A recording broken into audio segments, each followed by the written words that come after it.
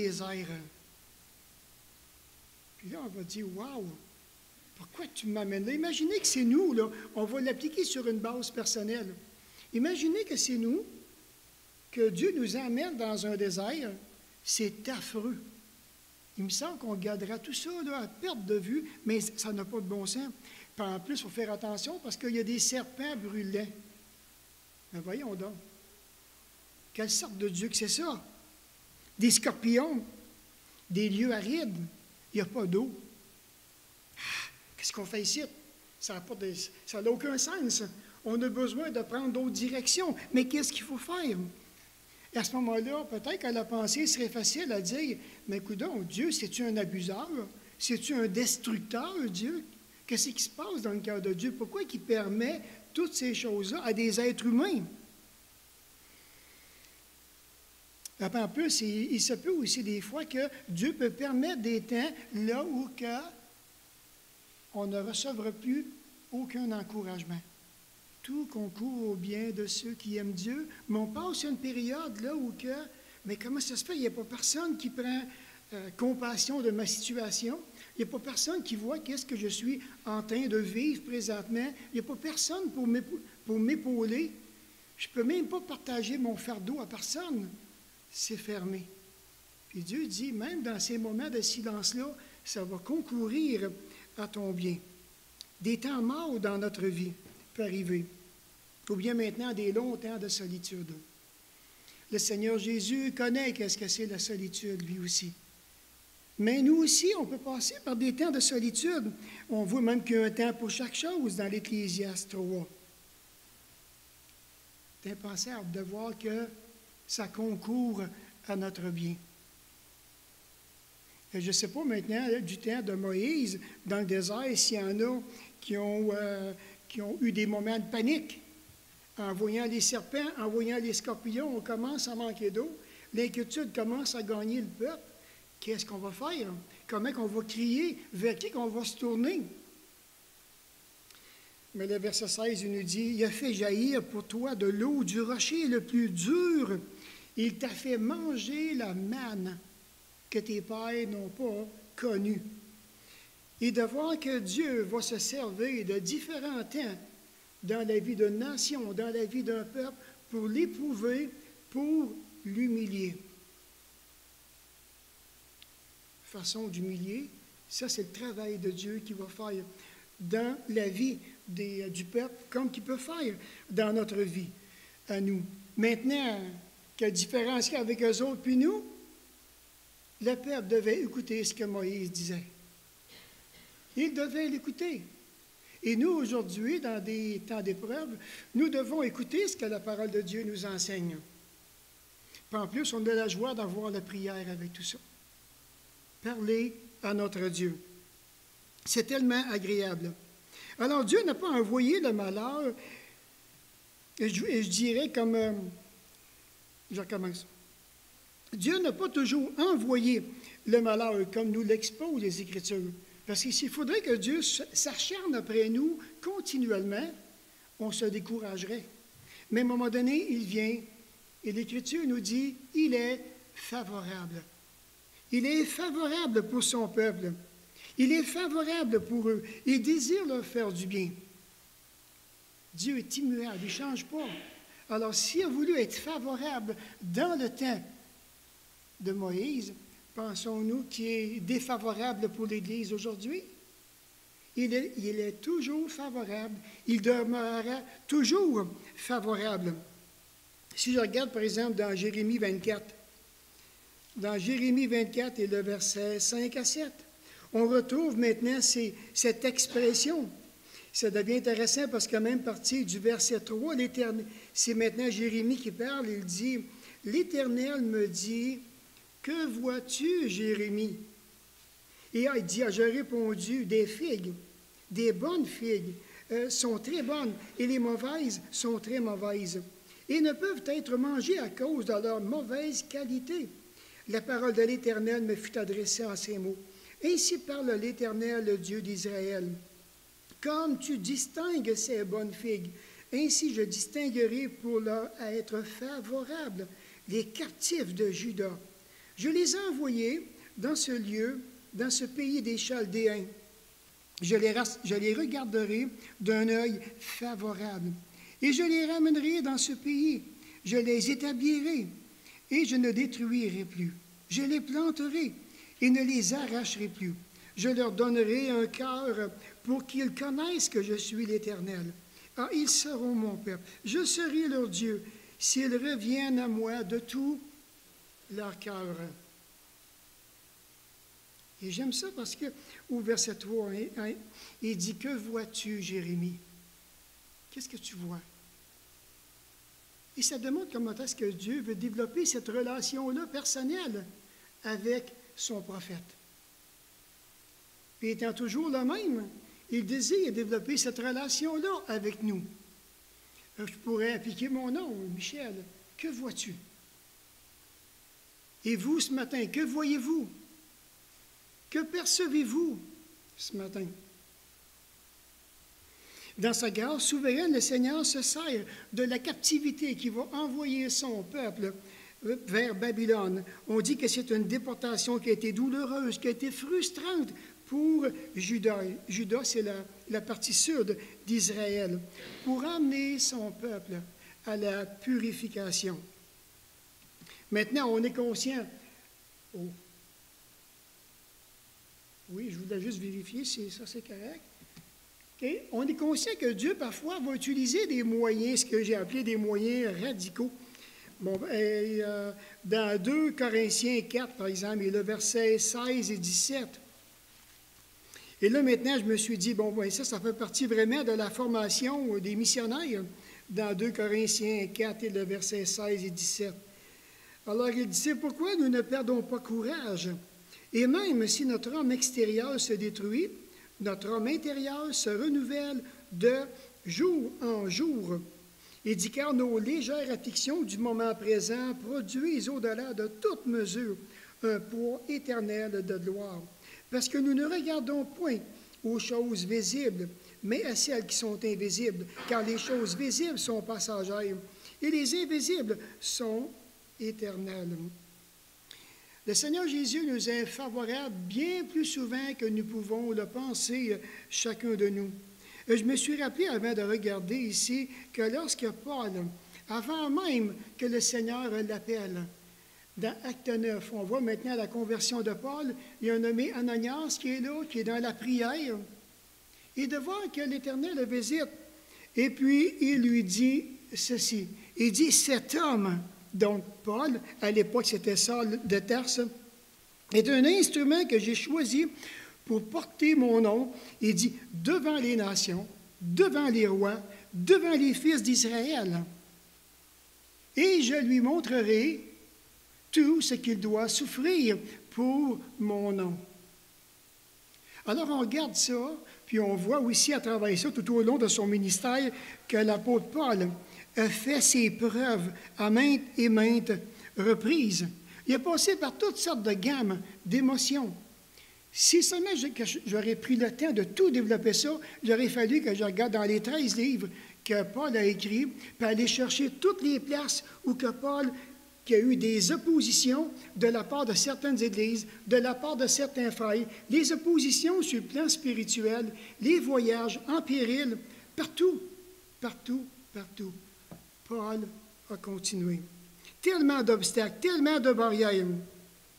Et de voir qu'au verset 16, dans 2 Corinthiens, il commence à dire, il dit cette belle petite phrase, hein, « Nous ne perdons pas courage. » Wow! On ne perd pas courage à travers tout ça. La vie pour toute personne dans ce monde, on est dans un monde qui est déchu. Depuis dans le monde déchu, il y a toutes sortes de mélanges. Mélange de joie, mélange de tristesse, de peine, mélange de bénédiction tantôt, souffrance, mélange de victoire, tragédie, de vérité, de mensonge, d'hypocrisie. On est dans un monde déchu. Et de voir que même du temps de Job, Job lui-même, il le disait, hein, il dit, l'homme naît pour souffrir. L'homme naît pour souffrir. Quelle vérité! Vraiment une belle vérité. Puis nous devons, en tant que fils et filles, en tant que princes et princesses du roi des rois, nous devons nous armer de la même pensée. C'est ce que Pierre dit aussi. Quand il aimait que je voudrais éviter la souffrance, non. Et Jésus lui-même dit un petit peu plus loin, il dit, je vous ai parlé afin que vous ayez la paix en moi. Mais il dit, mais vous aurez des tribulations dans le monde. Prenez courage. Pourquoi? J'ai vaincu le monde. Mais prenez courage. On vit des périodes de tourments, des tourments moraux, des tourments souvent qui sont considérés comme différentes épreuves à différents niveaux. La foi est vraiment testée dans notre cœur personnel. On est exposé à l'adversité. On a des gros combats sur le plan spirituel. On a la chair qui nous tiraille. On a l'esprit qui veut nous attirer d'un côté. On a la chair qui veut nous attirer de l'autre côté. On vit des épreuves tantôt pour certains qui sont physiques, par la maladie par exemple, d'autres qui sont spirituels, d'autres qui sont émotionnels, qu'importe, morales même. Puis d'autres vont vivre des aventures plus ou moins désagréables. On est constamment dans un bouillon, quelque part, rempli, et les peines viennent, les pleurs viennent. Si seulement qu'on pourrait voir tout ce qui se passe dans nos cœurs ce matin, on resterait certainement très, très, très, très surpris. Très surpris. Paul, un jour, a dit, c'est par beaucoup de tribulations, dans Actes 14 et le verset 22, qu'il nous faut entrer dans le royaume de Dieu. Et pour entrer dans le royaume de Dieu, bien entendu, il nous faut naître de nouveau. Et ça, c'est important. Peut-être ce matin qu'on est ici, si vous n'avez pas la conviction que vous êtes né de nouveau, vous n'entrerez jamais dans le royaume de Dieu. On se doit maintenant de bien s'examiner. C'est vraiment du sérieux. C'est fondamental. Si nous avons la conviction que nous sommes nés de nouveau, nous partagerons cette même gloire que le Seigneur Jésus, lorsque nous entrerons dans sa gloire. Les tribulations auxquelles nous pouvons faire face n'ont aucune valeur en ce qui concerne le salut. Aucune valeur. Le salut ne dépend pas des tribulations, ça ne dépend pas des souffrances. Alors, je me rappelle un jour, il y avait une femme âgée qui avait élevé beaucoup d'enfants, puis on était en train de faire du pot-à-pot. Et puis cette madame-là, mais avec un cœur vraiment honnête, avec un cœur sincère, a dit, écoutez, monsieur, on était deux gars, elle a dit, moi, là, j'ai élevé, elle a dit, 14 enfants, puis elle a dit, j'en ai arraché. Puis elle a dit, en plus, j'étais avec un mari qui était alcoolique, puis elle a dit, j'ai souffert. Puis elle a dit, si vous pensez que je n'ai pas gagné mon ciel, que je ne mérite pas une place auprès de Dieu, elle dit, moi, avec tout ce que j'ai vécu, ce que j'ai souffert, ce que j'ai enduré, dans le silence même, elle dit, pour moi, je crois vraiment que ça a de la valeur. Puis cette femme-là, il a fallu vraiment la décevoir. Il a fallu la décevoir en disant, vous n'avez rien fait d'extraordinaire. Vous avez fait ce que vous aviez à faire. Tout pareil comme moi, il va arriver des choses, je fais ce que j'ai à faire. Je ne fais rien d'extraordinaire. Mais seulement, il y en a un qui a fait quelque chose qui était extraordinaire pour nous. Et là, on est revenu au Seigneur Jésus. Et cette dame-là avait aussi accepté, un peu plus tard, elle s'était convertie au Seigneur Jésus. Ça a pris du temps, ça a pris des mois, mais elle est venue au Seigneur. Alors, mais ceux qui entrent dans le royaume de Dieu par la foi, même au moment présent, nous pouvons être certains que le chemin qui va conduire à la gloire sera rempli de tribulations. Pensons pas que le Seigneur Jésus nous a préparé un chemin facile. Le chemin, il n'est pas facile pour qui que ce soit. Puis qu'importe la position dans laquelle on est dans le corps de Christ. La vie chrétienne, nous le savons tous, ce n'est pas un chemin qui est parsemé de roses. Un peu plus loin, même, lorsque Paul entre dans le ministère, pas Paul, mais Timothée aussi, alors Paul vient le voir en lui disant, Tim, il dit, tous ceux qui veulent vivre pieusement en Jésus-Christ seront persécutés, hein, dans 2 Timothée 3,12. Et encore là, mais tu entends ça, puis tu dis, si le verset arrêterait là, qu'il n'y aurait rien par la suite, mais là, tu dis, mais qu'est-ce que j'ai à gagner à vouloir vivre une vie pieuse? Parce que si je vis une vie pieuse, elle ne sera pas facile. Je vais avoir de la difficulté encore. Hein? Parce qu'il y a des problèmes qui vont m'atteindre. Mais Dieu a pensé à tout. Il a pensé à tout. Parce qu'il savait qu'on était pour avoir ces raisonnements-là, ces pensées-là, que ceux qui veulent vivre pieusement en Jésus-Christ seront persécutés. Ils vont passer par des tribulations. Mais Pierre, il nous dit, et j'aime ça, hein, dans 2 Pierre 2,9, mais le Seigneur ne tarde pas. Hein, le Seigneur aussi sait délivrer de l'épreuve les hommes pieux. Il sait délivrer de l'épreuve les hommes pieux. Et j'aime vraiment ça, parce que ça m'a parlé beaucoup cette semaine, pour la raison que lorsque on est en train de vivre différentes situations, chacun de nous, imaginez là, que vous êtes en train de vivre une situation vraiment spéciale, le plus beau dans tout ça. Je devrais avoir une main sur la situation, que ce soit des personnes, des problèmes, que ce soit un couple auquel, personnellement, que je veux aider. Et un matin, je vous dirais, la main sur l'épaule de quelqu'un, je me dois de garder une main sur l'épaule de Dieu. Ou bien, Seigneur, tiens-moi la main. J'ai besoin d'être connecté aux deux places. Si je suis connecté juste à une place, je vais tomber. Je vais chuter facilement. Alors, qu'importe le problème, la situation auquel je fais face, si je mets ma main dessus et que je tiens la main de mon Sauveur, je vais avancer. Je vais vous montrer tout à l'heure une preuve encore un petit peu plus loin de ce que je vous dis. Alors, tirons-en à la conclusion que nous désirons, mais Jacques dit de son côté, mes frères, regardez un sujet de joie complète, les diverses épreuves auxquelles vous pouvez être exposés. Sachant que l'épreuve de votre foi produit la patience. Il y a du travail que Dieu est en train de faire dans chacune de nos vies. La patience devrait faire partie du témoignage évangélique de chacun de nous. La patience devrait vraiment démarquer les familles chrétiennes aujourd'hui. Notre renommée, notre communauté devrait vraiment prendre conscience, devrait voir que chez les chrétiens, il y a de la patience, puis pas rien qu'à peu près. Ça devrait, en principe. Et souvent, moi, longtemps, j'ai travaillé avec avec l'impatience. J'ai travaillé avec le sentiment d'impatience plutôt que de travailler et chercher à comprendre quelle est la cause de mon impatience. Et ça a fait toute la différence dans ma vie. Quand j'ai commencé à travailler avec la cause, bien, la cause, ça pourrait être une famille. Parce que dans la famille, là où j'étais, ça s'est vraiment rebellé contre moi.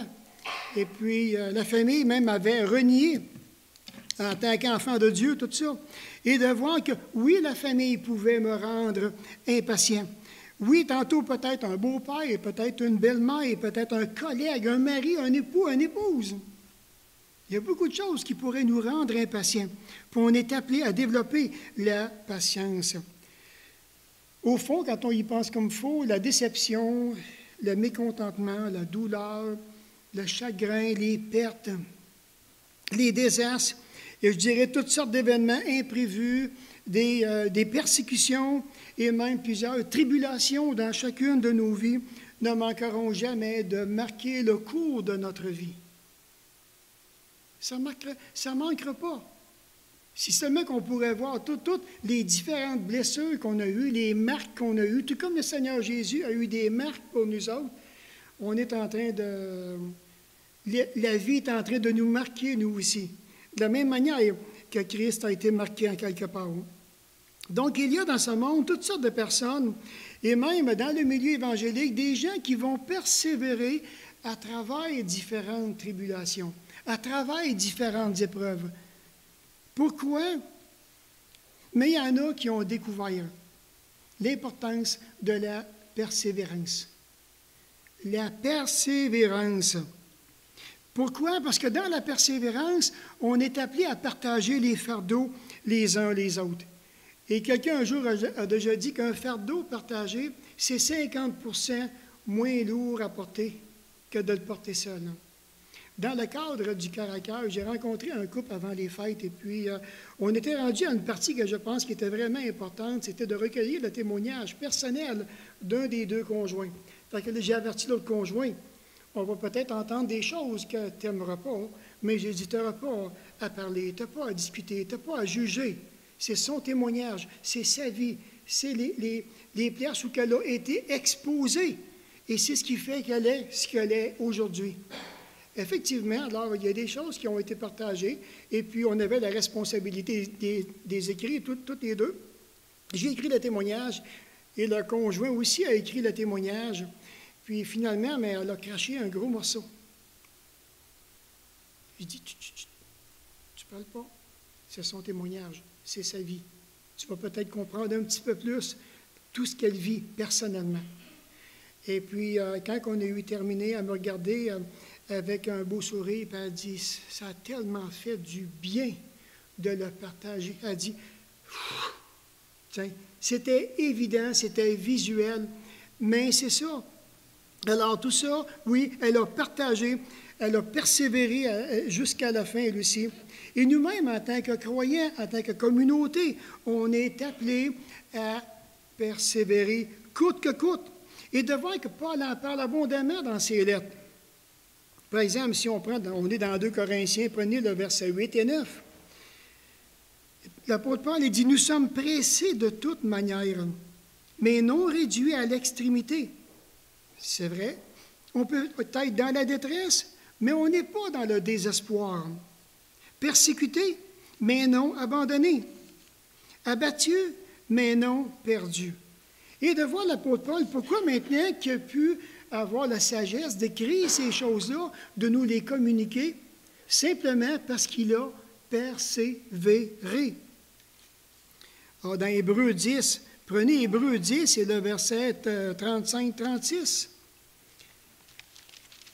Dans Hébreux 10, le verset 35-36, il dit, « N'abandonnons pas notre assurance à laquelle est attachée une grande rémunération, car vous avez besoin de persévérance, afin qu'après avoir accompli la volonté de Dieu, vous obteniez ce qui vous a été promis. » Donc, ici, on comprend que c'est dans un temps de persécution, mais vous avez besoin de persévérance.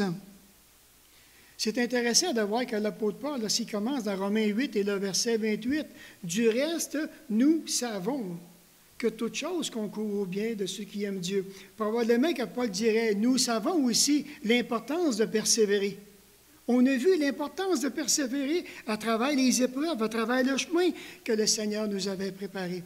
Si seulement qu'on pourrait réaliser, qu'on pourrait prendre conscience de tout notre faiblesse, tant sur le plan spirituel, qu'importe comment est-ce qu'on a besoin, dans le fond, de réaliser qu'on a notre urgent besoin d'être affermi. On a besoin d'être affermi dans différents domaines de notre vie. Ah, puis même, lorsque je regarde ça, ça me fait penser à David. Hein, David, dans le psaume 37, le verset 23-24. Hein? Parce que lui-même, pourquoi maintenant que David a pu écrire ce verset? L'Éternel a fermé les pas de l'homme et il prend plaisir à sa voix. S'il tombe, il n'est pas terrassé, car l'Éternel lui tient la main. Alors, vous envoyez ça chanter un petit peu, ça fera du bien. Non, ben, moi, quand je regarde ça, et que c'est lui qui est dans la joie, chante avec moi. Une petite note, s'il vous plaît. L'Éternel a fermé les pas de l'homme, et il prend plaisir à sa voix. S'il tombe, il n'est pas terrassé, car l'Éternel lui prend la main. Prends la main, prends la main, car l'Éternel lui prend la main. S'il tombe, il n'est pas terrassé, car l'Éternel lui prend la main. Regardez bien, tantôt, je vous ai dit quelque chose que j'étais pour revenir dessus. Hein? David, à travers les épreuves qu'il a vécues, il peut réaliser, j'ai persévéré, puis dans ma persévérance, l'Éternel a affermi mes pas. Il a affermi chacun de mes pas. Et non seulement ça, et ça, j'aime ça, il prend plaisir en moi. Il prend plaisir en moi. Il prend plaisir à chacune de ses voies. Rappelez-vous tantôt ce que je vous ai dit. Je reviens. David, à travers toutes les épreuves qu'il a vécues, qu'est-ce qu'il a fait? On voit un homme qui a un cœur vraiment ouvert. Il vient devant le Seigneur. Il va prier. Ah, je suis entouré d'ennemis. Regardez quelle place qu'il met à la main. Je suis entouré d'ennemis. Les ennemis n'en veulent à ma vie. Mon fils, Absalom, se lève contre moi. Joab veut de la misère avec. Ça ne va pas pantoute au niveau du pays, à bien des places. David a de la difficulté dans sa propre vie. Cependant, il reste connecté avec Dieu. Il reste connecté. C'est pour ça qu'il dit, l'Éternel lui tient la main aussi. Non seulement ça, mais l'Éternel prend plaisir en lui. Pourquoi? Pourquoi que l'Éternel prend plaisir en David? Mais il dit, tu es connecté à moi constamment. Puis il dit, tout ce que tu vis, tu m'en parles, tu ne gardes pas ça pour toi, tu ne gardes pas ces fardeaux-là pour toi. David était connecté sur les situations qu'il vivait, puis connecté sur le plan spirituel avec Dieu. Ça va de pair. Il est connecté. Qu'est-ce que vous pensez que ça va faire dans la vie d'un homme? Ça va faire ce qu'on est en train de voir ici présentement. Pourquoi? On va voir des hommes, des femmes qui vont persévérer pour la raison qu'ils sont connectés. Connectés à leurs problèmes, oui, mais connectés après la main de Dieu. Parce que je en parle. J'ai besoin que le Seigneur me tienne. J'ai besoin qu'il me supporte à travers ce que je vis. Sinon, je ne passerai pas à travers. Regardez, par exemple, un autre passage que j'ai pris. J'aurais dû changer la couleur, mais j'espère que vous le voyez. Hein? Dans 1 Pierre 5,10, le Dieu de toute grâce qui vous a appelé en Jésus-Christ après que vous aurez souffert, il dit, un peu de temps, vous perfectionnera, vous affermira, il dit, vous fortifiera et vous rendra inébranlable. Mais ça, c'est dans la persévérance qu'on va voir ça. On n'est pas appelé à reculer dans nos vies. On est appelé à avancer. Et pour nous perfectionner, nous affermer, nous fortifier, nous rendre inébranlables, il faut comprendre qu'il va faire concourir toute chose à mon bien. Toute chose à mon bien. Puis il dit, décourage-toi pas. Il dit, persévère. Puis il dit, plus que tu vas persévérer, plus que je vais t'affermir. C'est vraiment, vraiment extraordinaire. Du temps de Paul, les premiers chrétiens se démarquaient par le besoin de persévérance, même à travers la persécution, à travers les afflictions auxquelles les chrétiens primitifs pouvaient être exposés. Il y avait une persévérance qui était vraiment visible, palpable aux yeux de leur famille, de leurs amis, de leur entourage, au niveau de la population même, parce que les chrétiens persévéraient. Je me suis rappelé les premiers temps, mon père, quand j'ai accepté le Seigneur Jésus, mon père me dit, Michel, pas plus que 5 ans. Il ne savait pas de quoi il parlait avec moi, mais il savait la décision que j'avais prise, que j'avais donné ma vie à Jésus-Christ. Puis par ma persévérance, mon père est venu au Seigneur Jésus.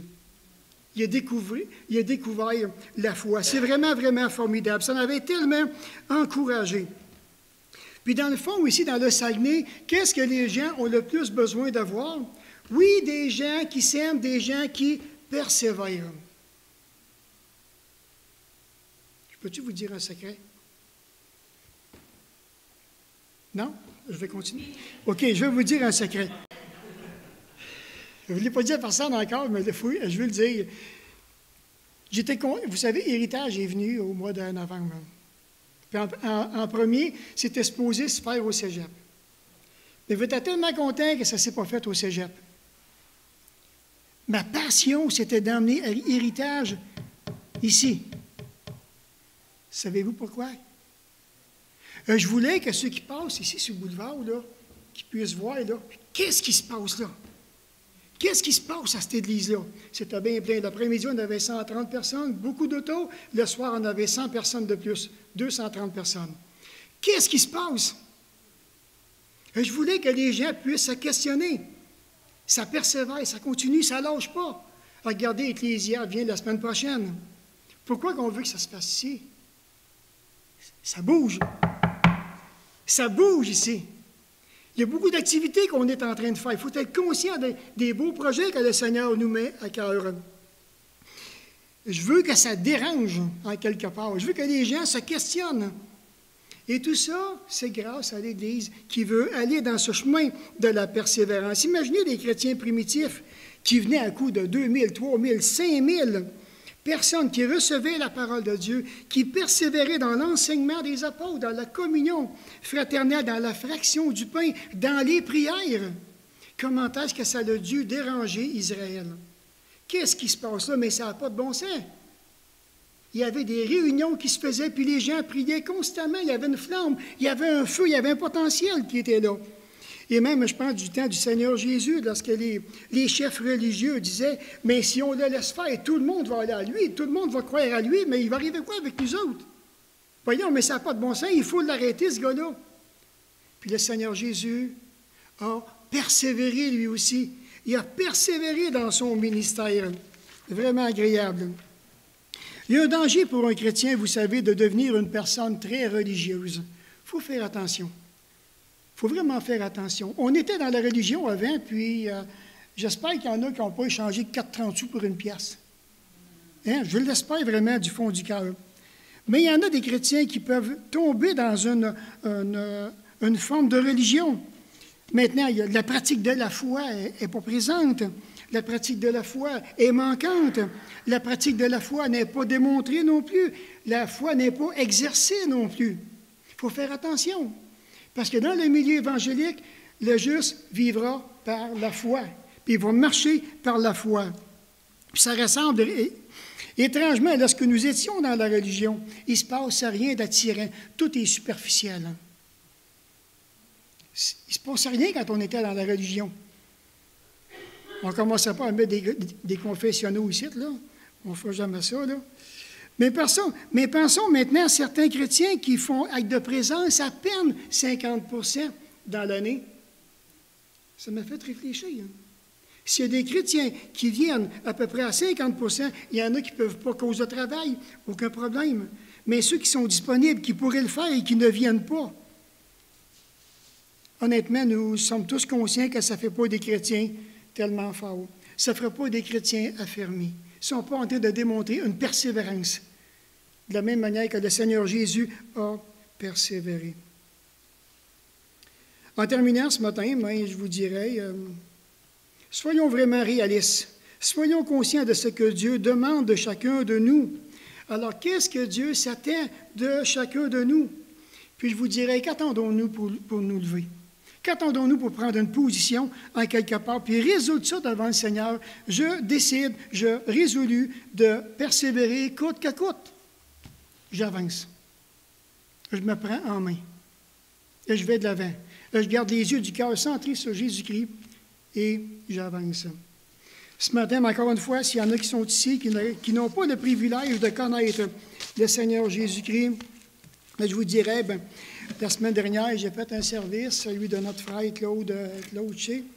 Puis j'aimerais vraiment vous laisser avec cet encouragement en disant « Croyez, ô chers amis, croyez avant qu'il ne soit trop tard. » Parce qu'on ne sait pas le jour ni l'heure, on ne sait pas quand ça va arriver.